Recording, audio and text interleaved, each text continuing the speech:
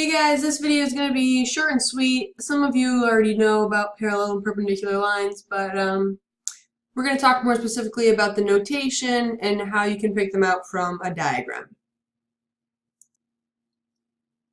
The main things that you guys want to pick up on the new information is the symbols. So we already know, you should already know, parallel lines are on the same plane and they never intersect, so they look something like this. These little arrows on the parallel lines indicate that they are parallel. So all the diagrams we're going to do in this class may or may not tell you in words line A is parallel to line B, but if you see the arrows or you see this symbol, then you automatically know they must be parallel, they're on the same plane, they're never going to cross. Same thing with perpendicular lines. It will be very rare that you actually see this word on a worksheet or a quiz or an activity. Perpendicular lines intersect at a right angle, which you'll probably just be able to see on the picture if they put the little right angle mark. Or if the right angle mark is not there, then you'll see this symbol looks like an upside down capital T, and that means line A is perpendicular to line B. So here's an example of a three-dimensional figure, and we need to name all the lines parallel and perpendicular to line AB. So I'm going to highlight that just so we can keep track of. In blue, let's start with all the parallel lines. So automatically I'm looking at this plane right here, ABCD. I know BC and AD intersect with that line because they meet at a common point. Whereas CD is never going to intersect with AB because of the little right angle mark here.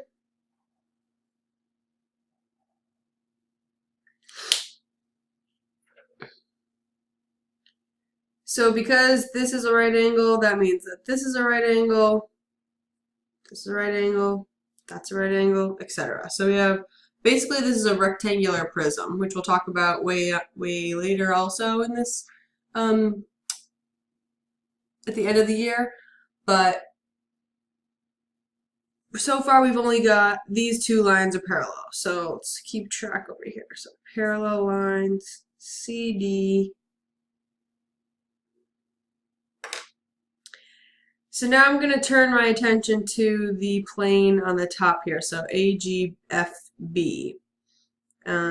Just like we went through AB and CD are parallel, you could use the same reasoning to say that AB and GF are parallel.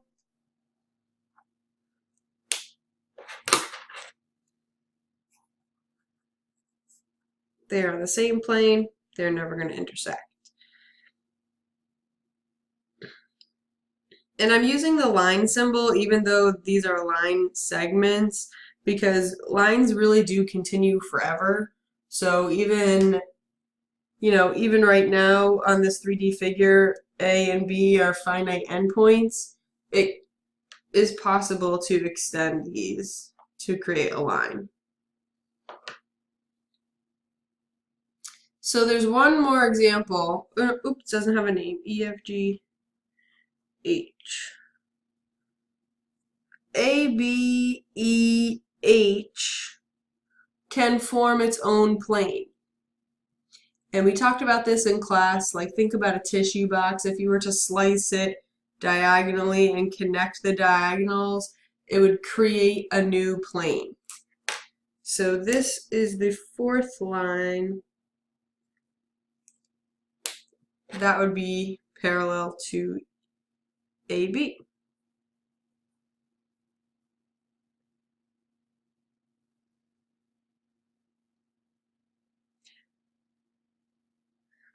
None of the other lines would be parallel because either they're intersecting these points, or let's look at CE real quick. Even though CE is never going to intersect AB, these are on separate planes. And the easiest way to explain that is to kind of hold two pens, pen or pencils like this, where one is like on your paper and hold the other one up. this pen or highlighter is not on the same plane as this pencil. Because if I were to connect all the points on this highlighter and all the points on this pencil, it would not be one flat surface. But if I turn my highlighter so that it is like this, right? So it's going the exact same way as the pencil. If I now connect all of the points, it's going to create one flat surface right here. Okay, so that's why CE would not be parallel to AB. That's actually called skew. We're not going to really get into that, but if you're curious as to what it's called, AB and CE would be skew.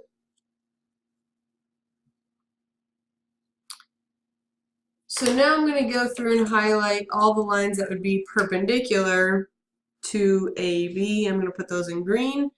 So the first two most obvious ones are right here because they have the little right angle mark. They're connected to AB. So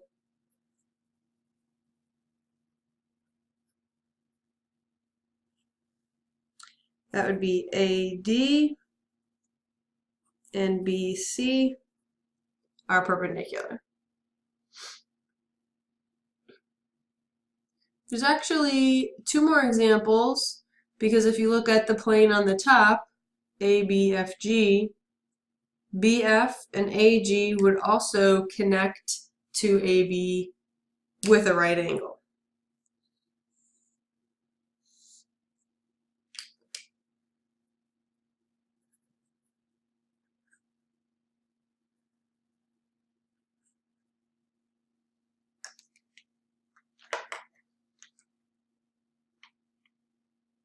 So just to recap, like the big picture from this video is that you want to be able to look for the arrows if there's parallel lines, or look for the parallel symbol that looks like this.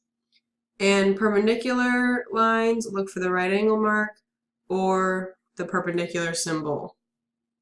Okay? This is just like a little bit of background information. Some of you might have already learned this. So that kind of concludes where we're at. You got a nice short video there, and feel free to move on to the next one.